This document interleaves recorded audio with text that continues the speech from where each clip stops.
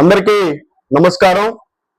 Janasena party అధ్యక్షులు రాష్ట్ర ఉప ముఖ్యమంత్రి శ్రీ పవన్ కళ్యాణ్ గారు దేశంలోనే ఏ రాజకీయ పార్టీ చేయనటువంటి కార్యక్రమం, క్షేత్రస్థాయిలో పనిచేస్తున్నటువంటి జనసేన పార్టీ కార్యకర్తల కోసం ఒక బృహత్తరమైనటువంటి కార్యక్రమానికి శ్రీకారం చుట్టడం జరిగింది.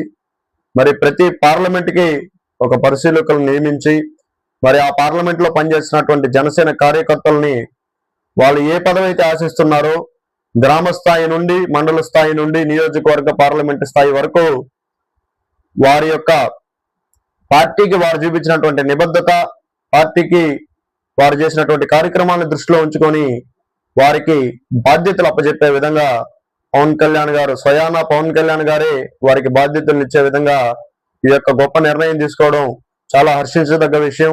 ఒక జన సైనికుడిగా ఏదైతే పవన్ కళ్యాణ్ గారు తీసుకున్నటువంటి నిర్ణయం ఉందో చాలా ప్రౌడ్గా ఫీల్ అవుతున్నాను.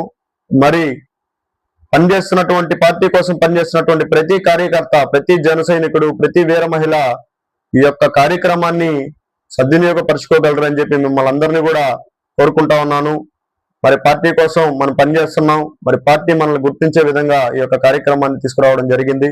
మరి పార్టీలో మనం ఆశిస్తున్నటువంటి పదవి రావచ్చు, రాకపోవచ్చు, అని పవన్ కళ్యాణ్ గారి దృష్టిలో, జనసేన పార్టీ సెంట్రల్ ఆఫీస్ దృష్టిలో మనం అందరం మన పేరు, మన యొక్క డీటెయిల్స్ అక్కడ ఉండే విధంగా ఈ యొక్క కార్యక్రమం అవకాశం కల్పించింది. మనం అప్లై చేసుకున్నటువంటి, మనం దరఖాస్తు చేసుకున్నటువంటి పదవి ఏదైతే ఉందో ఆ రకంగా పవన్ కళ్యాణ్ గారు మనల్ని గుర్తిస్తారు. మరి ఈ యొక్క కార్యక్రమాన్ని మీరందరూ కూడా సద్వినియోగం చేసుకొని ప్రతి ఒక్కరూ దరఖాస్తు చేసుకోగలరని మిమ్మల్ని అందరినీ పేరు పేరున కోరుకుంటూ సెలవు తీసుకుంటున్నాను. జై హింద్, జై జనసేన.